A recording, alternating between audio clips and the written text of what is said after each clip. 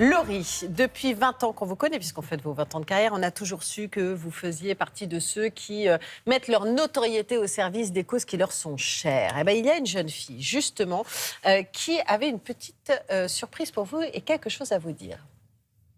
Bonjour Laurie, je suis Adidja, j'ai 16 ans et ça fait 2 ans que je suis à l'hôpital. Je te souhaite une très bonne année et plein de bonnes choses. Et je te remercie pour la fête à l'hôpital en juin. Tu nous as fait chanter et danser et tu nous as apporté de la joie au cœur.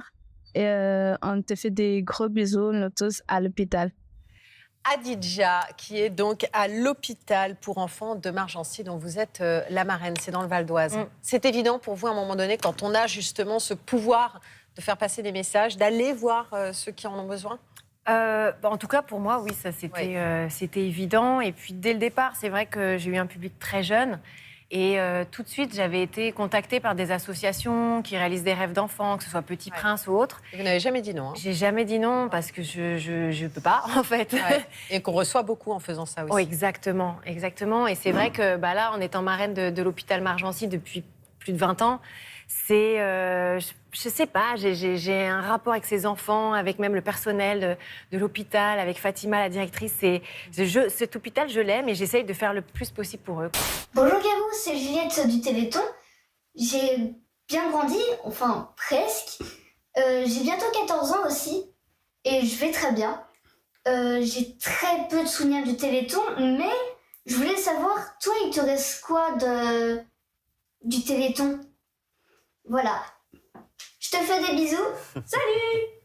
Le Téléthon, vous en étiez le parrain en fait du Téléthon en 2014. Vous avez vu? Elle avait Et 3 maintenant, ans. elle vous dit qu'elle va super bien, c'est ça qui est génial. Elle avait une leucémie, la mais pauvre. c'est ça qui reste.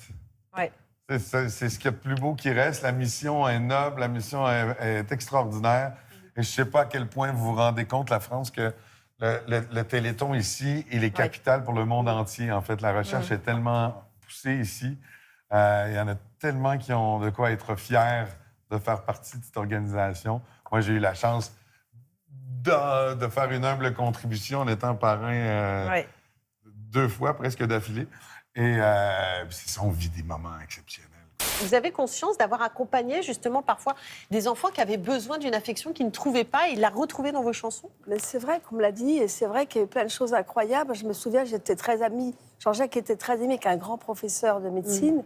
Et il m'avait dit, si Chantal peut venir à un endroit, dans un hôpital, j'ai besoin de voir quelque chose avec elle. Je dis, mais moi, allez, tout de suite, je viens, il n'y a aucun souci. Et j'avais été, je me souviens, à Berck, où il travaillait.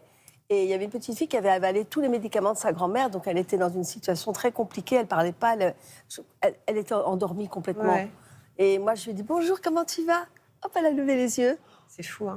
Oui, parce que ma voix, elle est toujours là. Et ma voix, je ne sais pas ce qu'elle fait. Ma voix, je ne suis pas consciente. Mais les chansons que m'a écrit Jean-Jacques rappellent des souvenirs. Il y a beaucoup de parents qui me disent oh là là, mais c'est toute une époque qu'on n'a plus et vous êtes tellement importante. Et le public me dit, vous nous rassurez. Mais moi, ça me fait tellement d'émotions et en même temps de bonheur. Vous êtes revenu il y a quelques jours du Cambodge. Vous êtes allé inaugurer là-bas, on va voir des images, la classe qui porte votre nom. Parce que vous êtes Julie, marraine de Amur. Ça s'appelle Au moins un repas. Dites-nous en quoi ça consiste. Alors moi, depuis 2017, je suis donc la marraine de cette association qui propose au moins un repas par jour aux enfants déshérités, qui n'ont pas l'argent, et il y en a beaucoup, et dont les parents sont des gardiens de champs de mangue, et plus tard, ils sont appelés à faire pareil et à ramasser les mangues et à gagner 100 € par mois. Je vais vous dire, ça me donne une autre perspective dans ma vie. En plus, encore une fois, je vais me répéter, quand on a eu ce que j'ai eu, un cancer, etc., il vaut mieux s'ouvrir au monde que de se rétrécir sur son canapé, sur sa maladie, sur son mal-être. Moi, je me dis souvent que sauver un seul gosse sur cette terre, même si la terre va mal, c'est sauver le monde. Si tu fais rien, il se passe rien. Donc moi, je m'investis pour une campagne que m'a demandé le gouvernement pour faire une campagne contre le cancer féminin, pour lutter contre les cancers féminins. Très investi dans plusieurs causes, hein, évidemment. Plusieurs choses. Je pense qu'on n'a qu'une vie, qu'il faut défendre certaines choses et ne pas rester focalisé sur soi.